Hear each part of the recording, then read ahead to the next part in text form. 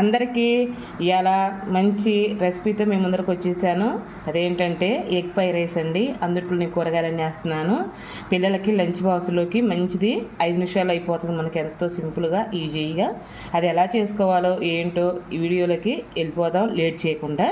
2 కోడిగుడ్లు, 1 ఉల్లిపాయ, 1 టమాటా, 1 బంగాళదుంప, 1 క్యారెట్, 1 పచ్చిమిరపకాయ అండి. శుభ్రంగా బంగాళదుంపలు అన్నీ కట్ చేసుకొని శుభ్రంగా కడుక్కొని కట్ చేసుకున్నాక మీకు వీడియో చూపిస్తాను. ఇంకా లేట్ చేయకుండా వీడియోలోకి వెళ్దాం. నేను గిన్నె పెట్టుకొని ఆయిల్ పోసేసుకుందాం. చాలండి, వేడెక్కిందండి. ముందుగా గుడ్డు పగలు కొట్టుకొని దాంట్లో వేసేసుకుందాం.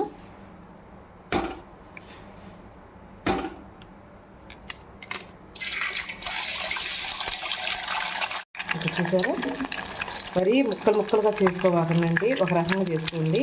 మరీ ముక్కలుగా ఏమవుతుందంటే చండాలంగా ఉంటుంది, అసలు కనపడదు రైస్లోకి. అందుకని ఒకసారి తిప్పుకుందాం.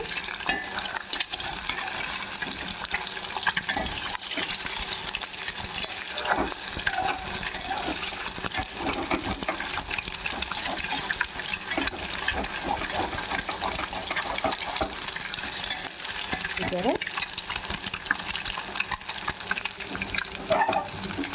దీన్ని తీసేసుకున్నామండి. మనకి బాగా వచ్చింది. చూసారా, ఇంకా పక్క తీసేసుకున్నాం.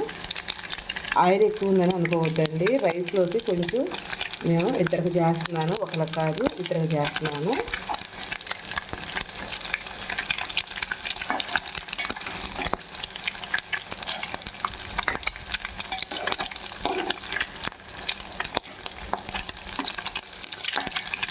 కదా, మనం ఇందాక కట్ చేసుకున్న ముక్కలు దీంట్లో చేసుకున్నాం.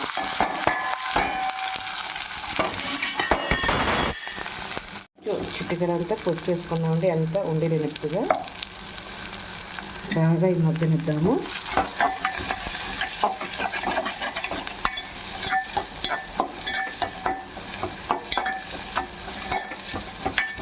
కొంచెం ముక్క మెత్తబడితే చాలు, మరీ అవసరం లేదు.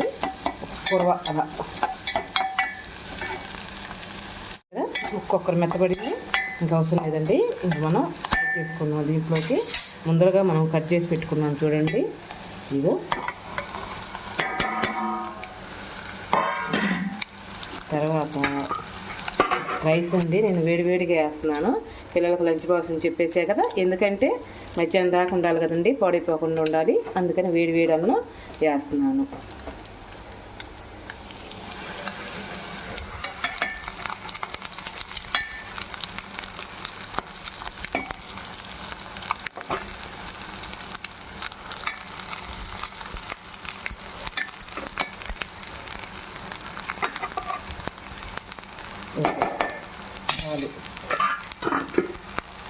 ఇదండి 1 స్పూన్ ఉంటుందండి ఉప్పు.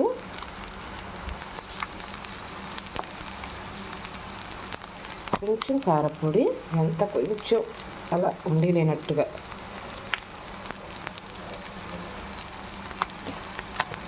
కొంచెం గరం మసాలా వేసుకున్నాం. కొంచెం అండి, మరింత వేయట్లేదు. చూసారా, మనం హైలో పెట్టుకోవాలండి, సిమ్లో పెట్టద్దు అసలు.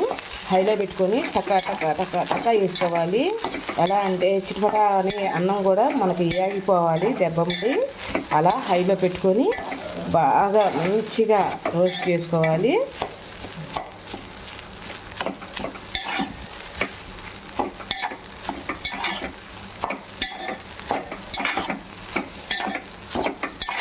వేడిగా అసలు హైలోనే ఉండండి, సిమ్లో పెట్టి కట్టువాకని ఇంకోసారి కూడా చూస్తున్నాను.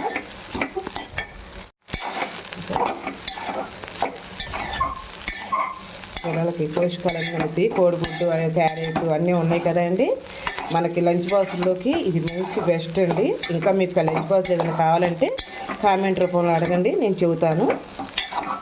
కానీ హైలో పెడితే కొద్దిగా చెయ్యి కూడా కాస్తా ఉంటుంది. చూసుకొని గమనించి చేసుకోండి.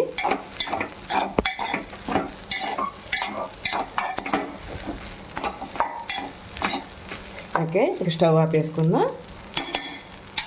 చూసారా, ఒకసారి పైకి కిందకి ఎగరేద్దామండి, అన్నం విరగకుండా.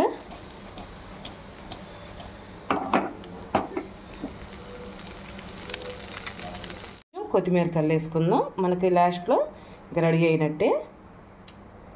చాలా బాగుంటుంది. ఒకసారి ఇలా ట్రై చేయండి. మీకు కనుక నచ్చితే ఒక లైక్ చేసి ఒక కామెంట్ చేయరా. ఇంకో ప్లేట్లో పెట్టుకున్నాక చూపిస్తాను మళ్ళీ.